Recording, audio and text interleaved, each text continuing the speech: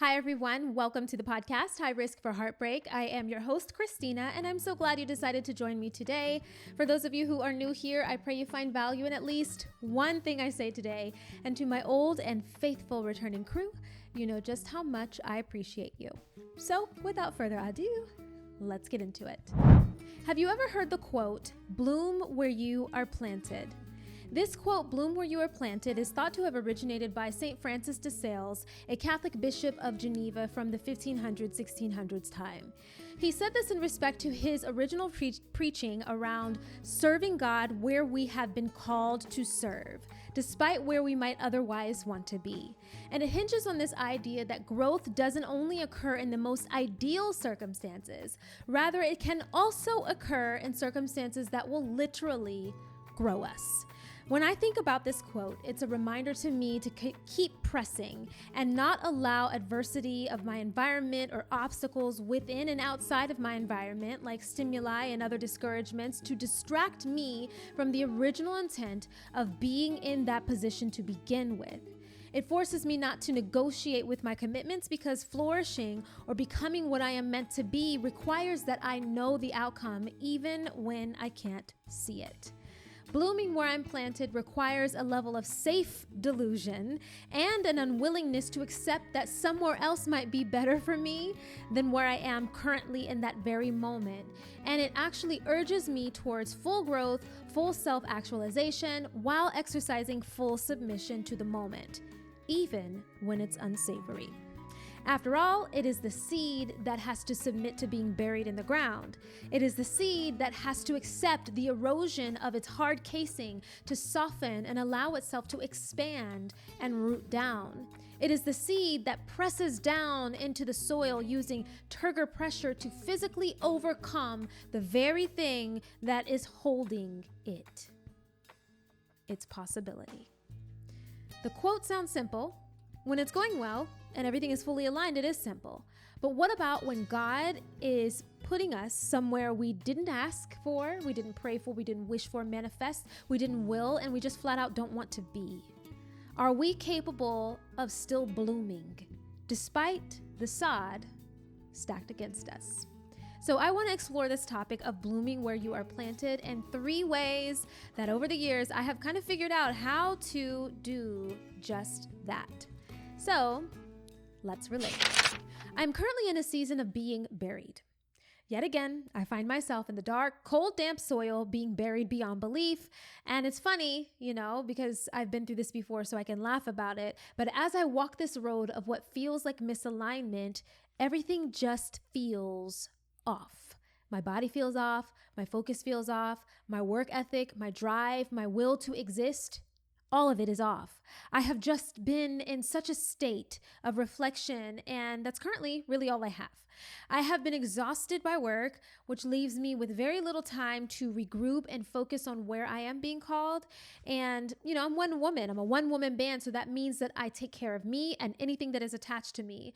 And if I'm honest, I am the one who has landed me with many, many poor choices exactly where I am today. There's this reckoning that comes about multiple times in life. If you have lived at least 2.5 decades of your life, you will know what I'm talking about when I say this. You will stop and you will look at your life and you will think, how did I end up here?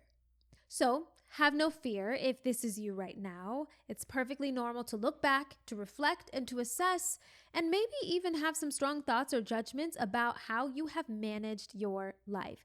And I would say it's actually healthy to look at your past as long as you're continuing to move forward. And that is where I am right now on this map of life. I'm examining myself. And so these are 3 things that I am currently reflecting on that have worked for me. Like I have used these principles. I plucked them out. I thought about it really hard. And so I want to just share these guys with you. The first one is control the controllables. There are so many things in our day to day that are outside of our control. And oftentimes it can render us as feeling powerless, as if we are unable to influence our circumstances. And things like the weather, the traffic, time, other people are things that we just can't control. We might be able to work with them and to do some degree of manipulating them, but we definitely cannot control them. Those things, among so many others that are governed by their own rhythms, we are called to create harmony with. And we do that as best we can, but we definitely cannot control them. You might find this true for where you are currently in your life. Maybe you have a career that isn't exactly what you thought it would be. You spent years investing your finances and your time and study. You're knocking down credit hour after credit hour. You've got study groups, exams. You're burning the midnight oil, all for you to end up in a career that you are now at the mercy of, because growing within it is slow and it's painful. It's a slow, painful burn. So you look around and you see your peers who went through the same programs thriving. You look the other way and you see a peer who hasn't even gone or put in half the effort that you have, thriving. And here you are blaming yourself for taking the choice that you used to pray for whatever reason that you did. You have forgotten the blessing that you are living in now. And I think a lot of controlling what actually is controllable starts first with the way that we see ourselves in respect to whatever the things are that we believe need to be controlled. We look at everything as needing to be manipulated to create some great change in how we feel, not knowing that it's simple shifts that compound into what my pastor would call quantum leaps. Now, this is a brief aside, but one thing I really noticed lately is our insatiable need to make everything around us adjust to our comfort. I may have discussed this before briefly on a few podcasts ago, maybe a few seasons ago, actually, but I think it really is worth taking a pause and looking at your life, looking at your relationships and your choices in your past and your present, and identify how many of those choices were made, and what relationships were built from a place of seeking to increase your comfort and to avoid discomfort as much as possible. We avoid conflict to stave off the feelings of discomfort, and we choose places of work, career paths, social stratospheres to ease obstacles of life. And I don't think inherently that is a problem, but when it comes to the things that we can't control, we are often met with this harsh reality that there are some discomforts that we just can't avoid. We can't manipulate our way out of them. We have to just find harmony in some type of way with them. And often we are applying those same attitudes that we have with the things that we can control in an effort to these things. And they're just not meant to be controlled by us. Some things are just simply out of our jurisdiction. The sooner I accepted that, the easier it became for me to understand what actually is for me is either within my locus of control or it is in God's. Don't get me wrong, I am not demonizing comfort. But I think when that starts to lead our motivations in life, we will seek to control everything in such a way that comfort is the only disposition that we can handle. We can't handle difference of opinion, difference of upbringing, in culture, or race, or religion. I mean, if you just look around you and see how much of the world is being manipulated at the expense of others, of someone's comfort, someone's ideations on life, and someone's power. The summation of this is if we can't control it, we hate it and we kill it, which is just troublesome on so many levels. Now, not knowing how to control controllables might be an identity issue. It might be a yes or is yes and a no is no issue. It might be pride coming before the fall, or maybe you just flat out have fear. You may be afraid that if you don't have your hands on all the things, that you will go on in life continuing to feel like stagnant or feel unsuccessful or like you're falling behind everybody. But something to think about is, what can you actually affect? What is in front of you that is actually adjustable? Is it your time management? Is it your work and rest rhythm? Is it your social circle or your mindset, your heart set, or maybe even your relationship to obedience altogether? Sometimes we want our hands on everything because we just don't trust God. We don't trust Him with our time. And especially if things become mundane or unexciting or too comfortable, or maybe even the opposite extreme, extremely uncomfortable, we will want to manage 100% versus trusting God with the 10 and understanding He allows us to have the 90. That's a tithing reference, by the way. Practically, this looks like learning the nature of God so that you understand how he works in the lives of those who are called according to his purpose. And you will be equipped with principles. There are endless principles in the Bible that teach us how to do life. And, if we do and we work those principles right, we won't fail. But we have to have a greater understanding of how God interweaves himself into our daily lives and how he's authorizing some things and allowing us to have dominion over other things. And here we are together crafting and harmonizing our lives. So additionally, I want to say this looks like identifying your strengths, your opportunities, maybe spiritual gifts, talents. I know those two, spiritual gifts really helped me. Oh my goodness, that helped me so much. And interests, your core values, that's another thing that really helped me. Just let my yes be yes and my no be no. And see how all of those things line up with what you are called to or you're committed to in life. That will be very helpful. When I am able to believe that truly with my spirit and rolling my mind and my body, I will experience relaxation with the process of growth. It won't be so arduous. And if not, I'm going to be placing resistance against myself. And if there's anything that I have learned over the years, it's that God authorizes growth. And sometimes we are submitted and in harmony with that growth. And other times we are resistant. Thus, it's very painful, which leads me to the next point, number 2. You have to accept that growing is often painful.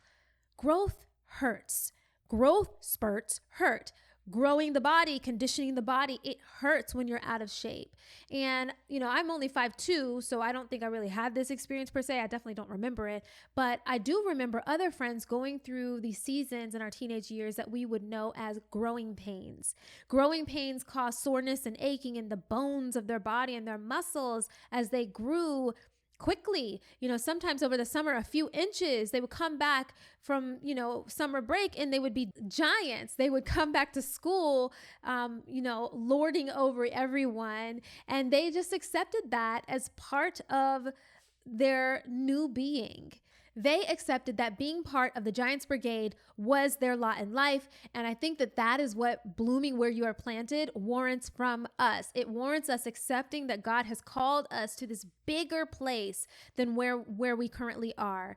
And he calls us to that even if we are feeling small, especially if we are feeling ill-equipped as well. And I'm reminded of God calling Moses when I think about this. And the scripture says, "Now I'm sending you to the king of Egypt so that you can lead my people out of this country." But Moses says to God, "I am nobody. How can I go to the king and bring the Israelites out of Egypt? Me?" After conferencing back and forth, God is, calling him to do these things and he's showing him the power that he will go in. And then God says to Moses, or then Moses says back to God, "No, Lord, don't send me. I have never been a good speaker and I haven't become one since you began to speak to me. I am a poor speaker, slow and hesitant." And then the Lord says, "Now go, I will help you speak and I will tell you what to say." This is so important to the journey of blooming where you are planted, and it is allowing God to guide you through where he has you. I know it feels like you're alone in this place, but you are not alone. He knows your pain points. He knows your state of readiness to change, and it may not be any readiness. He knows that you are working from a place that seems like no fruit can come from. But God says, "I will tell you what to say. I will tell you what to do." That's the cheat code. He will give you the power you need to grow a larger territory and a larger influence than where you are currently in that moment, but you have to grow it from that moment.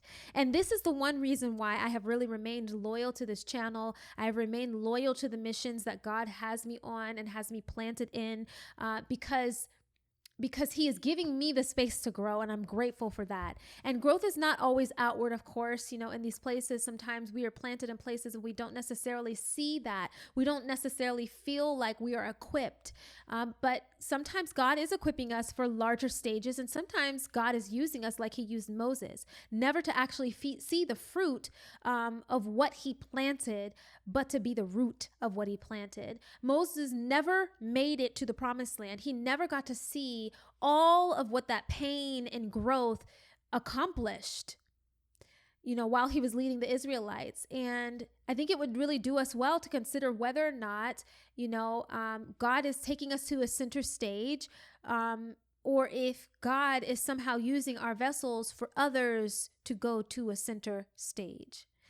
And, the beautiful thing is that he sees all of this and we cannot see all of it. So it's beautiful in that we really do actually have to trust him, truly. And when you start trusting him and things start to unfold, it's amazing. It's absolutely amazing. So this helps me rest in this. It gives me comfort and it encourages me that the pain is not going to last always and that I am actually buried in purpose, on purpose. Number 3, God sees beyond your past and present. And one thing I have found that is really hard for me is it's not getting over my past, but it's to stop looking back at it as a reference point of where to work from, because I'm not in the past anymore. My mistakes and my poor choices and my mishaps, I wish sometimes I could have done them over again so I wouldn't have made those choices that have prevented some of my growth. And, I don't realize like how much they actually feed into who I am now, but your growth can become stunted by your past. You might refer to the past to learn from your mistakes, like I was just talking about, and then you find yourself again repeating these same patterns of behavior because they're not worked out of you. You haven't released it truly, right? And you might do it also because it's familiar. A lot of people do that.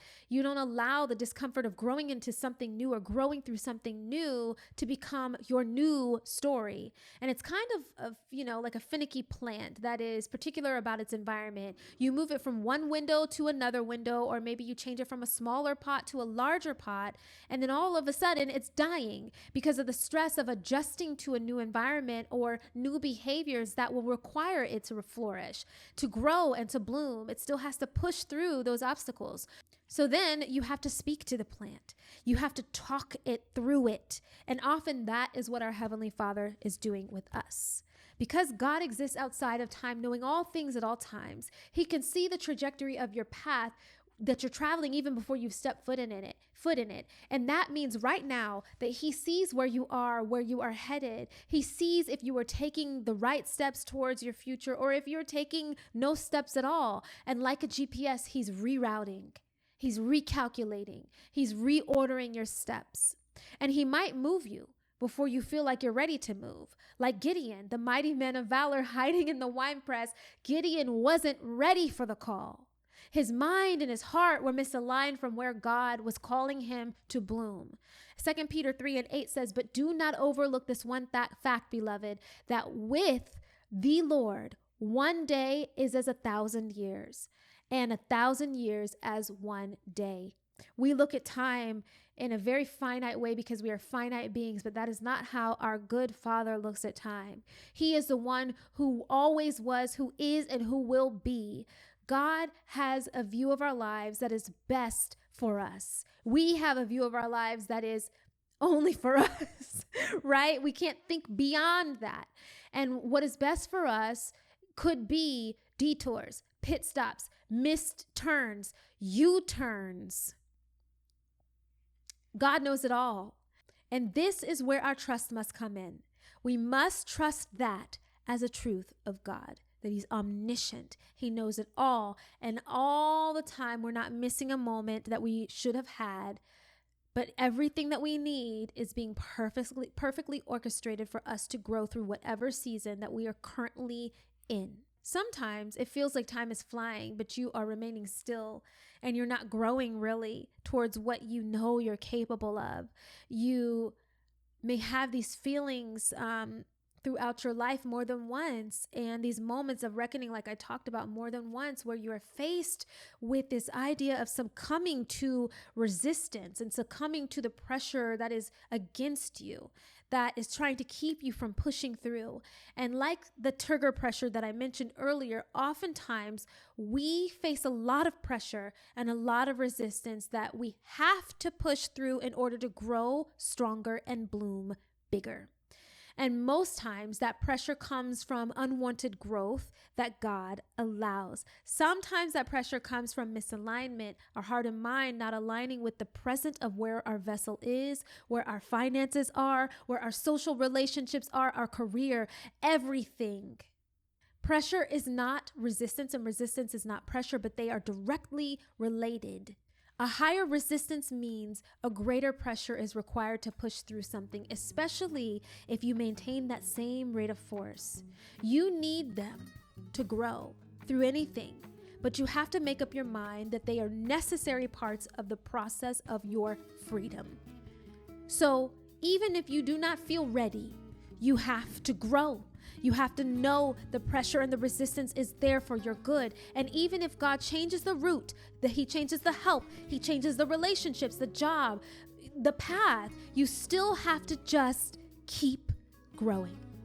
I hope that this message was some level of encouraging to you as I'm over here losing my voice because I've been talking all week. I hope it's encouraging to you because it was really important for me to remember in this state that I'm in my life right now. Stage. Let me choose my words wisely. It was important for me to remember to bloom where I am now. To use this time, just like the Israelites when they were in Egypt, God told them to build, to have children, to multiply. Even if you are enslaved by the things around you, could be that job, could be a relationship, grow. Push through, push past. We know we won't be in that place forever. It doesn't mean that we will be without discomfort. It doesn't mean that it won't cost us something. It does mean, however, that in any event that we face in our lives, we are called to greater. We are called to show up as the best version of ourselves, and that God is calling us to abide in Him and to listen and obey, because in that, in His guidance, blooming can be the only outcome. And the great words of our Lord to Gideon, go in the strength that you have. Am I not sending you? As always, it was a pleasure to bring my thoughts and ruminations to you in a podcast form. I pray that you have a fantastic next week, blooming right where you are. And this is an aspect of that, loving yourself first, so that you can then go and love your neighbor. Until next time.